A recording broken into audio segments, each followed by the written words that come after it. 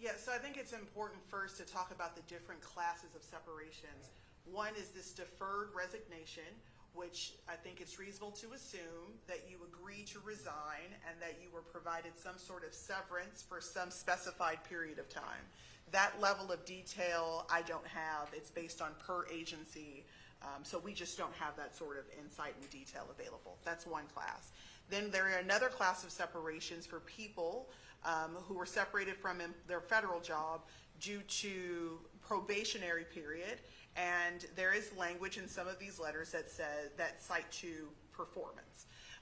As it relates to that, I have not received any additional guidance from the Department of Labor if we should be treating these claims differently than how we normally treat claims. My recommendation is for anyone who is filing an unemployment insurance claim to upload as many responsive documents as possible related to their specific circumstance, and then a claims examiner is going to review each claim and its responsive documents to make a determination. I'm not sure if this is for the mayor who wants to take this, but I know yesterday we saw a list about potential federal properties that are not needed and that the government would sell those. How does that impact the city? Is that a property tax issue, or is there any impact on if these federal buildings are sold? Well, I haven't had a chance to look through that whole list. I understand that the whole DMV was removed from the list sometime between last night and today. So I don't know what to make of that, other than to say the federal government has been, we know this, they've talked about consolidating buildings. That list I saw was outrageous. And I just don't know how you can function as a centralized federal bureaucracy without the Department of Justice and FBI working. I just don't know how you do that, and we wouldn't recommend that. The biggest thing is, and this will be my ask to the president, is like, you cannot dump buildings on the market without preparation or a plan, because it would be antithetical to making this the most beautiful capital city in the world. Cannot do it. Cannot dump them. Definitely can't dump them all at once, and we need a plan.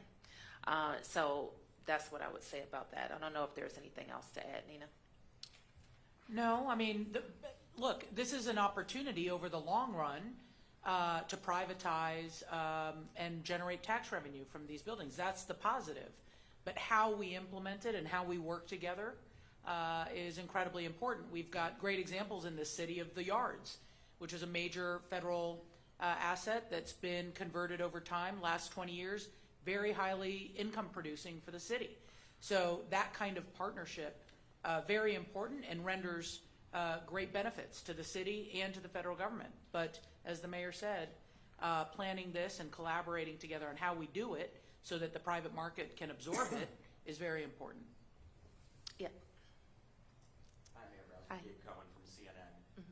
I have two questions for you. The first, does your office plan to request any sort of additional financial assistance or resources from the federal government or the Trump administration, given it's their terminations that are causing this economic stress? Perhaps. Okay. Do you care to elaborate on that, Al? No. My second question is about your comments on Black Lives Matter Plaza yesterday. Is that part of a broader strategy not to pick small fights, to compromise where you can, and to avoid antagonizing the president and his allies and putting a target on DC's back, given Trump's comments in the past about potentially taking over parts of the city? Like I said in my statement, and like I've said for the last 45 minutes, we have bigger fish to fry than fights over what has been very important to us and to their history, and especially in our ability to keep our city safe during that time. That mural played a very important part. But now our focus is on making sure our residents and our economy survives. Hi, Mayor. On that topic, I know you had a pretty open exchange with the White House. The city and the White House have been talking about a lot of these things for months. How long had the issue of Black Lives Matter been under discussion question, and why now with the timing of the announcement? Did it have anything to do, because you said in the announcement that you're going to focus on these other bigger issues. Was the timing of the announcement connected to any of these developments?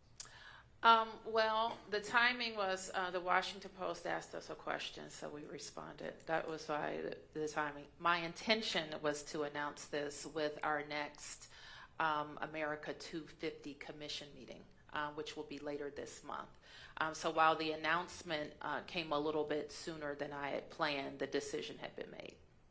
But how long, had y'all been in discussion with the White House over this particular issue for some time? Well, I'm not going to talk about specifics about my conversations, but I think it's safe to say that people don't like it, didn't like it. It's safe to say. You can imagine that. Yes. Megan Floyd with the Washington Post. Uh-huh. Thanks, Mayor. If I could follow up on that for just a moment. The congressman in his bill requested that DC rename it Liberty Plaza. Do you intend to do that? As I said, Megan, we expect to have a discussion, a citywide discussion about how we will honor the nation's semi-quincentennial. And we expect it to be a part of that discussion. But we don't support the congressman's bill. Yes. We also reported this morning that the White House has backed off the executive order that would have cracked down on crime and homeless encampments in D.C. And have heard about some, quote, constructive conversations that you have had with the White House. If not to discuss your conversations, can you at least give us a sense of any specific policies or what you've referred to in the past as shared priorities that are moving forward between your administration and Trump's? They're the same. So the shared priorities around our safety and beautification efforts, the federal workforce, now that focus has changed a bit. Our focus had been how do we get people back to work, not slash jobs. And so I think the conversation moving forward is how can we have a more orderly process, slow this process down, and consider, and just to be sure, we've seen some backtracking on decisions, some mistakes made, which, you know, people say they expect, but let's slow this process down so that we know exactly what we're doing with our workers. That would be my request around the federal workforce. And then the last thing we've already talked about, which we need to advance those conversations around just the portfolio of buildings. Did you want to say something else? Are there any specific compromises that you have made with the administration on any of policies surrounding crime, monuments, federal park space? No, none that I believe. Yes, Mark. Just a couple going back to the Fed thing, and then a couple of quick off topics. One, for the city administrator, you had mentioned the healthcare 60-day window on either side of leaving. Is that also if you leave voluntarily from your job, you have that 60-day window, or if it's only if you're separated? Yes, any departure from your job 60 days before or 60 days after. Then for an individual who's more than 60 days post-employment, there are open enrollment periods throughout the year. Okay, appreciate that. And then for unemployment insurance, can you just clarify, if somebody took the deferred separation agreement voluntarily, do they qualify for unemployment insurance once that payment runs out? So it depends on the circumstances, and the reason why I can't answer any specifics here is because I haven't actually seen a copy of the letter and the agreement in place between the federal agency and the departing employment. So it is reasonable to assume that after you leave employment, due to no fault of your own, that you could apply and receive unemployment insurance benefits if you are not receiving pay. If you leave on your own, there is a period of time that you must wait before you become eligible. Again, I need to see some more specifics, and I haven't actually physically seen a letter with any agreement between a former federal employee and an agency yet. So it's hard to answer blindly here. And then Mayor Bowser, Yep. back to Black Lives Matter Plaza and your negotiations. Can you address residents who might be frustrated that they're not seeing, in their opinions, enough pushback from you toward? We saw some last night at the joint session from at least a couple of members of Congress who walked out or were escorted out. And I'm just wondering if you've talked candidly about this balance that you have to strike. And I'm just wondering what you say to people who might be frustrated or disappointed that they're not seeing, and who would like to see a little bit more pushback and look at this move on Black Lives Matter Plaza as capitulating to somebody who does not necessarily have the district's residents' best interests at heart. Mark, I think residents trust my judgment, and they know that I have led the city through some difficult times, some good times, and some difficult times. They know that I've worked with this president. They know that we have had issues, and they know that I'm going to fight for what's important for the city. And this is the threat to our city right now. The threat to our city is we came into this year with a pretty robust economy. We were concerned about vacancy in our downtown, but our trends were headed in the right direction because of our interventions. Now we go into a budget season where our revenue is estimated to be down $5 billion, and we still have the threat of Medicaid cuts looming. That's what DC residents want me to be focused on, and they trust me to do it. They know that I have the full view of the field in front of us, and I'll have information that they won't have, or I'll have discussions that they're not privy to, and they trust that I'll do the right thing for them. So while I recognize that there is frustration and people want someone to blame or they want somebody to be mad at, I don't think that's where we are in DC. I think we're in the place where we're locking arms. They want us to be smart and strategic and get to the other side, and that's my job. I'm going to navigate us to the other side. I appreciate it. If I could, just one last question. The Washington Informer newspaper is celebrating 60 years of serving our hometown. Your thoughts, particularly at this time and place with what we're seeing with the Washington Post and other news, and can you just talk about the importance of this newspaper in our community? Absolutely. Well, we have some venerated institutions in the city that have been committed to telling the stories of the real Washington. And I think we all could learn something from the perspective of the Washington Informer and how they approach telling stories about Washingtonians in Washington.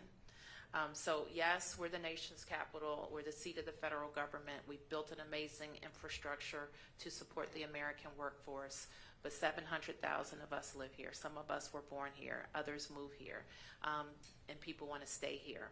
And so we appreciate them and congratulate them. Family business for 60 great years. All right, I'm sorry. I just want to add one addendum to my response to Mark's question about health insurance, an important one. So if someone is fired or leaves voluntarily, they qualify for special enrollment for up to 60 days after their employer insurance ends. And if someone buys COBRA insurance, so the insurance available to individuals after they leave a job, they can take the COBRA insurance until the next open enrollment period, then go into health insurance exchange to be able to buy insurance off the exchange to have continuity of coverage between their COBRA insurance and then to sign up for insurance through the private exchange that we have. Okay, I'll take a few more. 1, 2, 3. Yep. Hey, I'm Danny from Politico. I have two questions, one about the federal workforce and one about the Post reporting earlier this morning. I mean, you guys aren't alone in escalating efforts here to cushion the fall for federal workers. You know, Governor Moore did the same on Friday, and Youngkin's done the same too. But I guess I'm wondering what do you guys see now that you guys didn't see 2 weeks ago or 3 weeks ago when probationary workers were purged during Valentine's Day? I think we're looking at some actual numbers and the impact on DC, and I think they've also announced a call for more cuts. So we see with that we have some real numbers to react to. And I mean, Trump's also backing off of the executive order that would have hiked crime penalties. I'm kind of wondering if you had any conversations with the Trump administration about that, and what, if you have any insight on what animated that decision. I didn't understand the first part of your question. Oh, I guess I'm curious if you had like any conversations with the Trump administration. about Yes, this. I've had many conversations. And I mean, like, do you have any insight on what animated that decision? It wasn't a good idea. Any elaboration on that? Why it wasn't a good idea?